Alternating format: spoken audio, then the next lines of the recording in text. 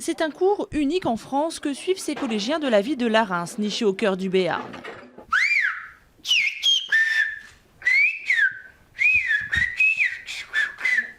Ici, les élèves de la classe français-occitan n'apprennent pas seulement la langue de leurs ancêtres, mais aussi le sifflement en langue occitane.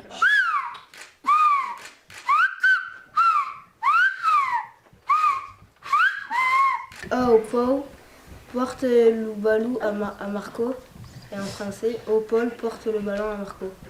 C'est grâce à leurs professeurs que les jeunes ont pu redécouvrir une technique perdue au fil des décennies. Le langage sifflé, ce n'est jamais que de la parole sifflée. On essaie de siffler la parole, de siffler les mots, les phrases. On n'apprend pas un code, on essaie simplement de parler tout en sifflant. Ce qui fait que le langage sifflé peut potentiellement tout dire. Le plus difficile, en fait, c'est d'arriver à émettre un son. Une fois que les élèves sont capables d'émettre un sifflement, ensuite les progrès sont assez rapides. À l'instar de Paul ou Rémi, depuis 2 ans, ils ne manquent aucun cours et peuvent tenir des petites conversations aujourd'hui. Là, c'est sifflé, c'est ludique. C'est intéressant, c'est mieux que les autres matières qu'on a ici. Pourquoi? Parce qu'il n'y a pas de cahier, il n'y a pas de contrôle, c'est juste, on s'amuse. Invité de marque ce jour-là, un siffleur grec professionnel venu écouter la technique française et donner quelques leçons. Cette pratique s'utilise encore dans certains pays méditerranéens, comme l'Espagne ou encore la Grèce. Je suis très ému de voir ces enfants siffler.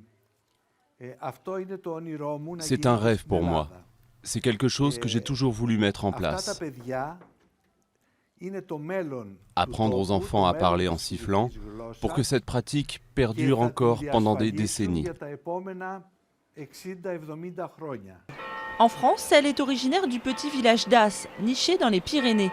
Autrefois, les bergers de la vallée utilisaient cette technique pour se parler entre pâturages, le sifflement pouvant porter à plusieurs kilomètres par écho dans la montagne.